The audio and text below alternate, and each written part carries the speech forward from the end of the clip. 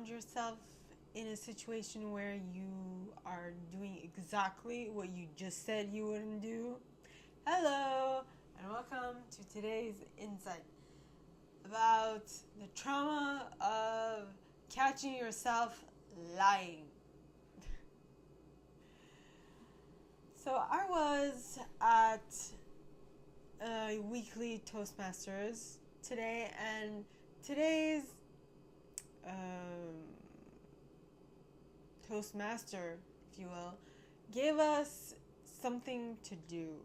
She gave us a task. She said, I would like for you guys to find a boundary you have and give me one step you could do today to move towards that boundary. And so it was interesting to see that most people who are called up, excuse me for the eye roll, but who are called up said that they would actually work on the boundary of saying no. And then they asked if anyone had anything else to say, and I put my hand up. I was like, it's interesting that both of you said that you would rather be able to say no more often, while as for me, I've never had the trouble of saying no because it appears that I have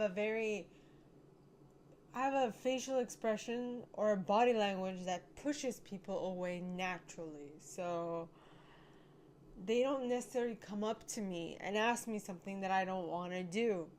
And so it's not a question of not doing it. It's more of a question of getting more of a demeanor that is more like, that pulls people in more. And so that's what I said.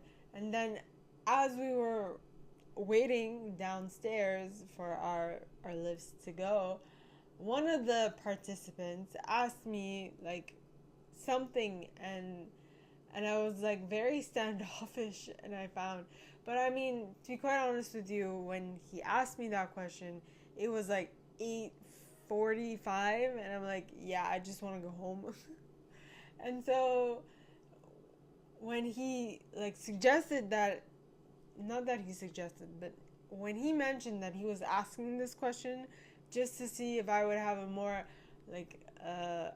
inviting demeanor, and I noticed that I wasn't really having an inviting demeanor, I was like, oh, okay, well, yes, you're right. I should have been more forthcoming. I should have been more welcoming. But right now it's kind of late and I'm kind of tired. I want to go back home. So I'm sorry. So this is not a reason for me not to be like that, but this is why I was kind of short.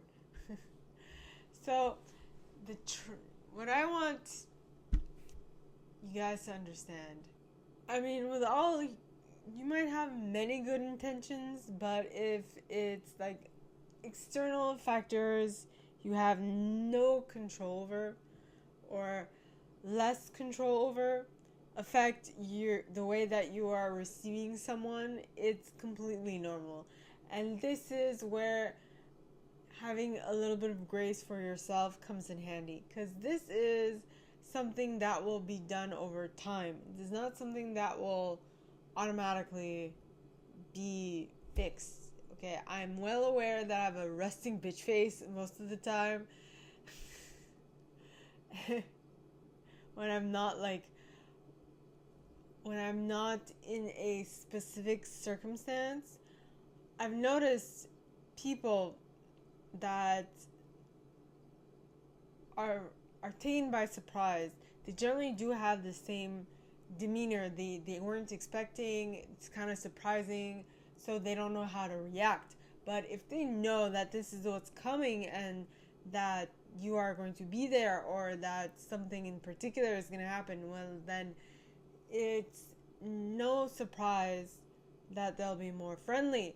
But the issue is when situations happen, when surprises happen, how will you react? is actually the question at hand here. And this is where I need to be a little more lenient in regards to situations. But he was also testing me. The guy who asked me the question or who made that comment was also testing me. So it's a part of being able to react well to circumstances that were not expected. But not everyone can do this on the flip, like on the flip of a switch. So this is where self-acceptance and self-appreciation comes in handy, because you can never be too sure of what you need, what you shouldn't do. So my question is, what are you currently working on that it's taking a bit longer to accomplish, and how can you actually be more lenient to yourself or more understanding with yourself, not to stop yourself from doing that thing you want to accomplish, but to understand that it happens that you make a mistake and that you can't always be perfect. So you better be accepting with what happens and just try to do better next time. Not try, but strive to do better next time. Ponder that.